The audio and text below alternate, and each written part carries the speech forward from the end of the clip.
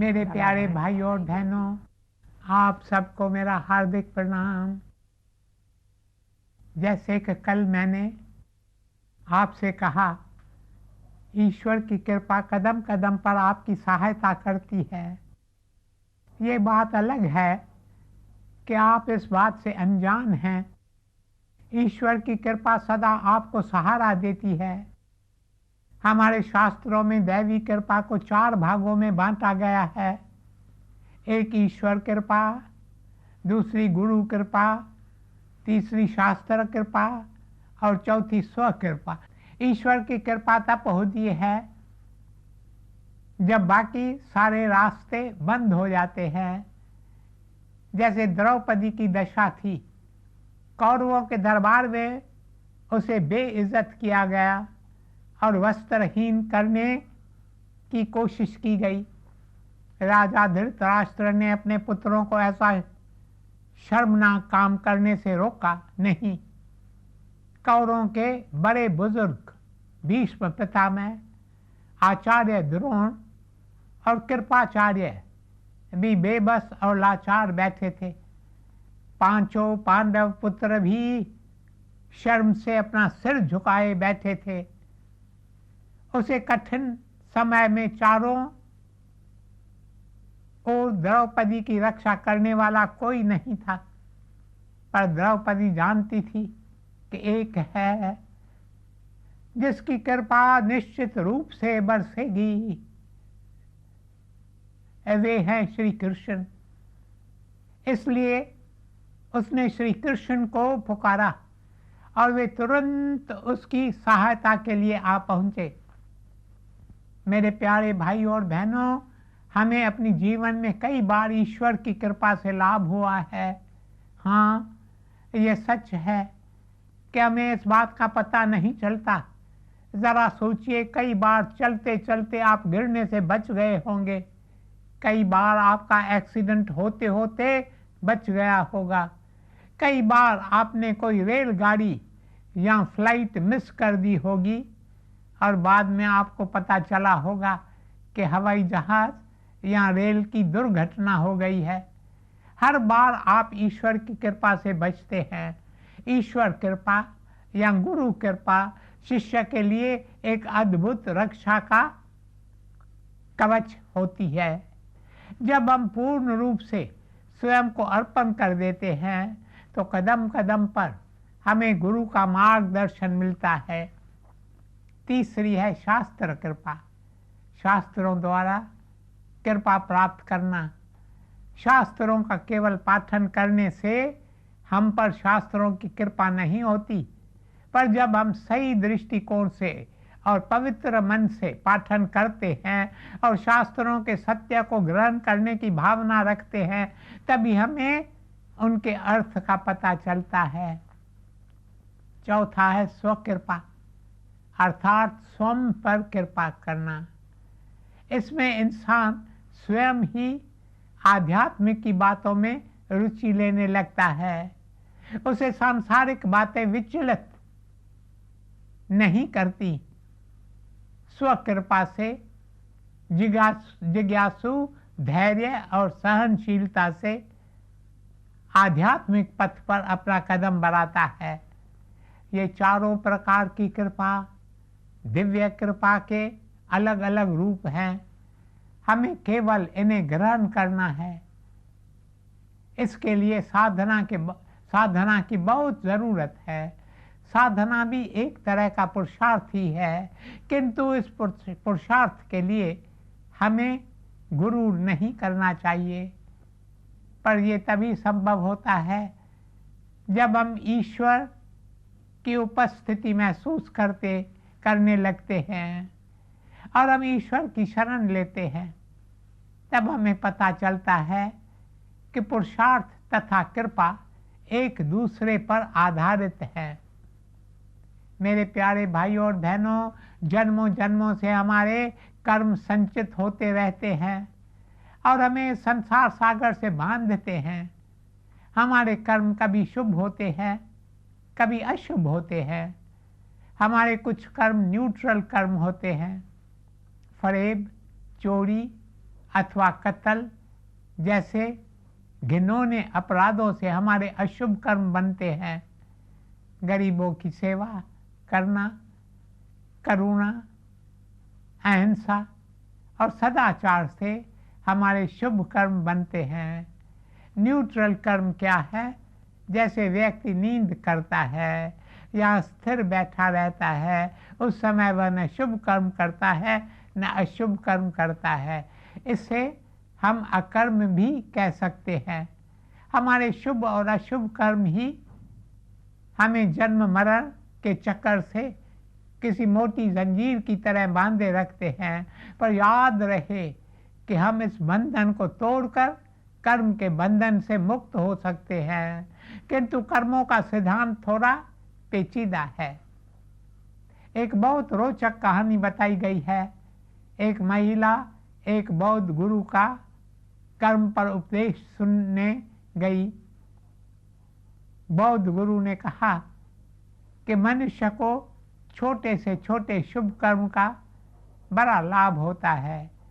जैसे केवल एक बार ईश्वर का नाम जपने से बड़ा लाभ हो सकता है, दूसरी ओर छोटा या बुरा कर्म करने से हमें बड़ी मुसीबत उठानी पड़ सकती है। यह सुनकर महिला चकित रह गई।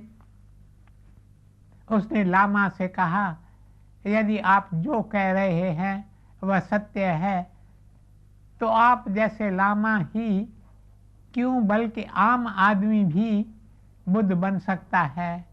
और यदि छोटा सा बुरा कर्म करने से आप जैसी पवित्र आत्मा भी नरक में जा सकती है, तो बताइए हम कहाँ खड़े हैं, हमारी क्या दशा है। मेरे प्यारे भाइयों और बहनों, सच तो यही है, हम में से कोई भी पूर्ण रूप से न अच्छा है न बुरा है। हमारे अच्छे और बुरे कर्म इस कदर जुड़े हुए हैं कि उनका फल खट्टा मीठा होता है। हम अपने कई बुरे और अशुभ कर्मों को पश्चाताप की राह पर चलकर उन्हें शुभ कर्मों में बदल सकते हैं। हमारा लक्ष्य है हमेशा हमेशा के लिए कर्म के बंधन से मुक्ति, और ये तभी हो सकता है जब हम फना हो जाएं। जब स्व ही नहीं रहेगा तो कर्म का फल भोगेगा कौन, और कर्म की जंजीर अपने आप टूट जाएगी। बंदे, तू जल्दी से खुद ही को बिसार दे, तू ही तू को रट ले बंदे, मैं को तू मार।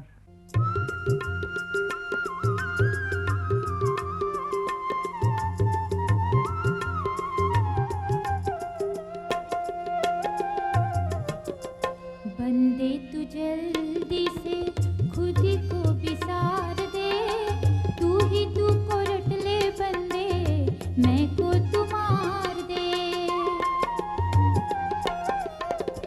बंदे तू जल्दी से खुद ही को बिसार दे, तू ही तू को रट ले बंदे, मैं को तू मार दे।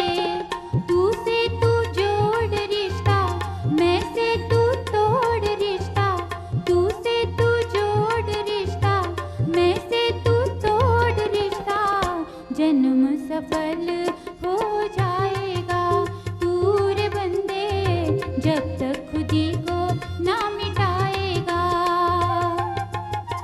जब चाहे जितना कर ले, तब चाहे जितना कर ले, लेकिन प्रभु को नहीं पाएगा तू रे बंदे, जब तक खुद ही को ना मिटाएगा तू रे बंदे, जब तक खुद ही को ना मिटाएगा।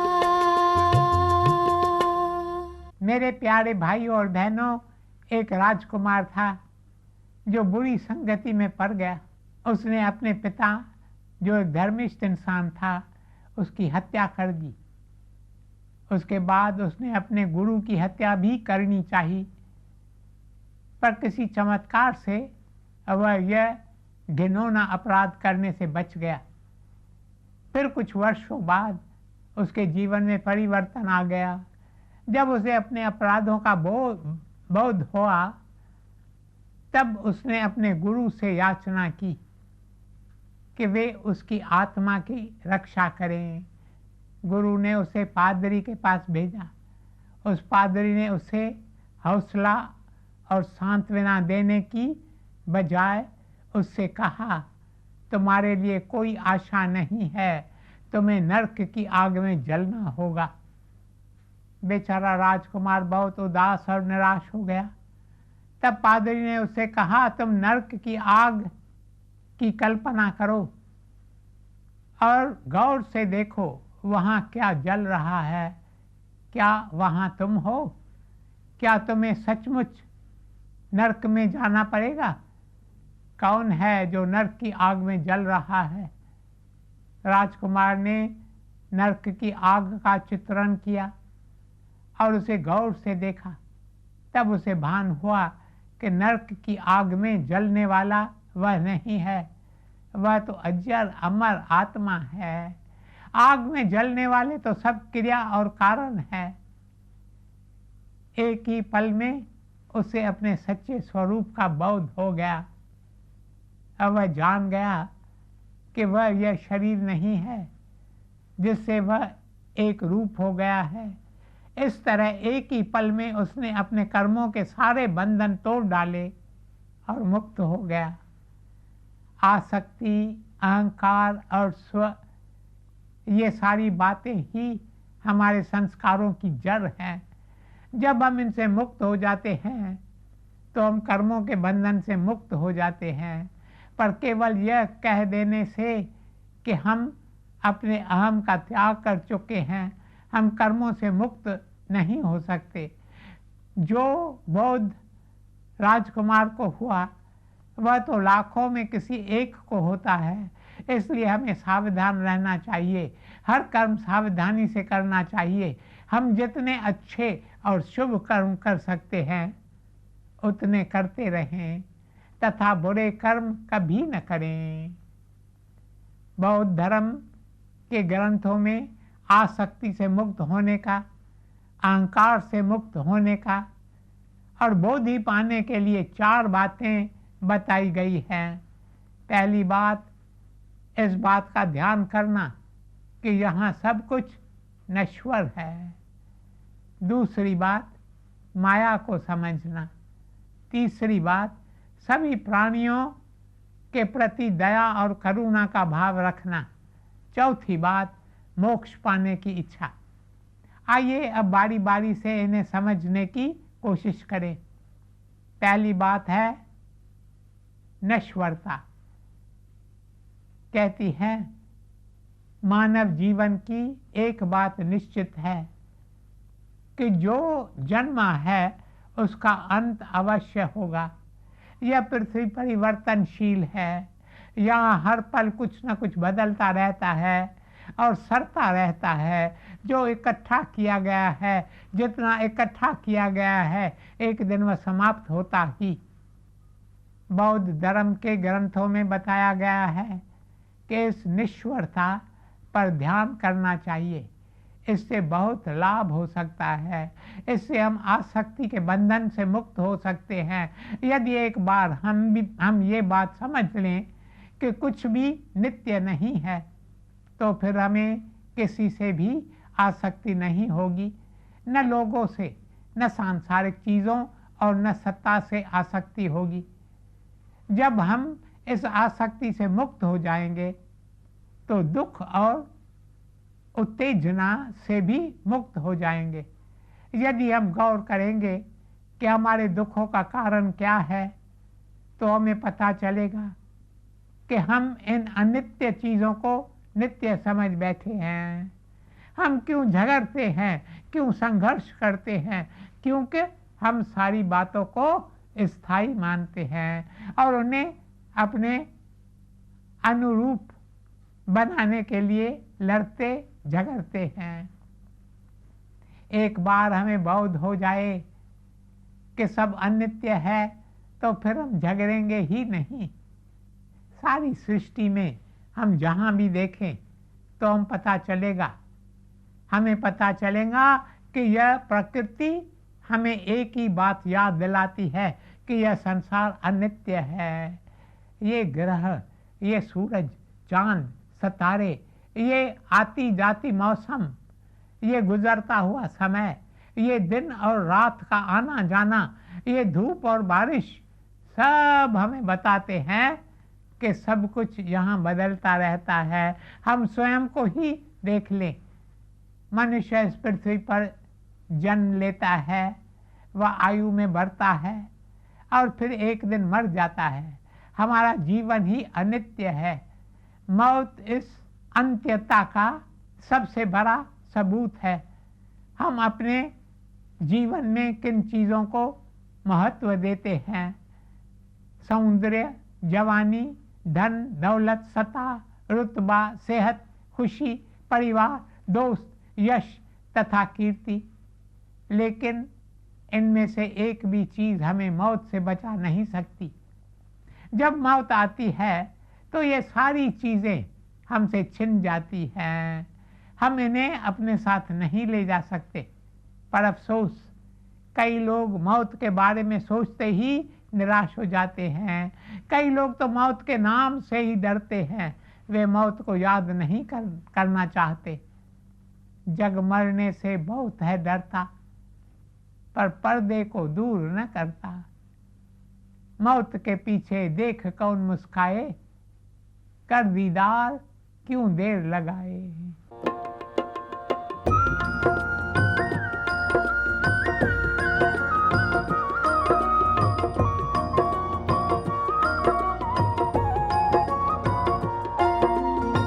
जग मरने से बहुत है डरता, जग मरने से बहुत है डरता, पर पर्दे को दूर न करता।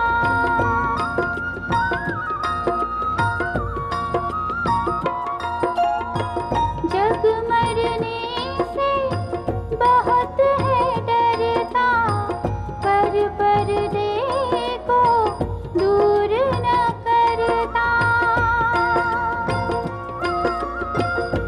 मौत के पीछे देख कौन मुस्काए, मौत के पीछे देख कौन मुस्काए, कर दीदार क्यों देर लगाए।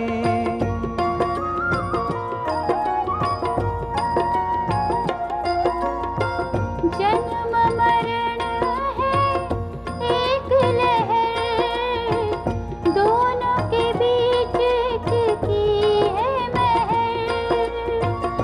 जन्म मरण है एक लहर, दोनों के बीच की है महर। नूरी ने माणी ज्योत जगाओ, ज्योत जगाओ। नूरी ने माणी ज्योत जगाओ, मर कर फिर अमर पद पाओ। जय जय गोपाला, जय जय नंदलाला, जय जय गोपाला, जय जय नंदलाला, जय जय गोपाला, जय जय नंदलाला। मेरे प्यारे भाइयों और बहनों, दूसरी ओर यदि हम सही माने में मौत पर ध्यान करें तो हमें मन की शांति प्राप्त हो सकती है। एक बार हम इस सत्य को जान लें कि मौत आएगी ही, तो अर्थपूर्ण जीवन जीने लगते हैं। एक परिवार के बारे में कहानी बताई गई है जिसके सदस्य आपस में मिलजुल कर रहते थे। अचानक घर के बड़े बेटे की मृत्यु हो जाती है, जो विवाहित था और जिसके बच्चे भी थे। पड़ोसी उनके घर शोक मनाने आए तो वे यह देखकर चौंक गए कि घर के सभी लोग चुपचाप शांति से अपने अपने काम में व्यस्त हैं और घर की बड़ी बहू जिसके पति का देहांत हो गया था वह नदी से पानी भरकर प्रभु का गुणगान करते हुए घर आ रही है। यह देखकर पड़ोसी ने कहा, अरे जिसका निधन हो गया है उसके लिए आप शोक भी नहीं कर रहे हैं। इस पर परिवार के एक एक सदस्य ने अपने अपने तरीके से उत्तर दिया, जिसका अर्थ था कि यहाँ सब कुछ अनित्य है, जीवन बहुत छोटा है और हम सब यहाँ थोड़े समय के लिए आपस में मिले हैं। बहुत जल्द हम भी मृत्यु का शिकार होने वाले हैं, इसलिए जितना समय हम साथ साथ हैं उतना समय हम दूसरों के साथ अच्छा बर्ताव करें और आपस में प्यार से रहें। हमारा प्रियजन जिसका देहांत हो गया है उसने न कभी कुछ ऐसा कहा या ऐसा कुछ किया जिससे हमें दुख पहुँचे, ना ही हमने कभी ऐसा कुछ कहा या किया जिससे उससे दुख पहुँचता। इसलिए हमें कोई गिला शिकवा नहीं है। अब वह हमें छोड़कर चला गया है और अब वह आगे की यात्रा पर है, इसलिए हमारे मन में शांति है। मेरे प्यारे भाइयों और बहनों, समय के अभाव के कारण इस विषय पर हम विस्तार से कल चर्चा करेंगे। ओम शांति शांति शांति।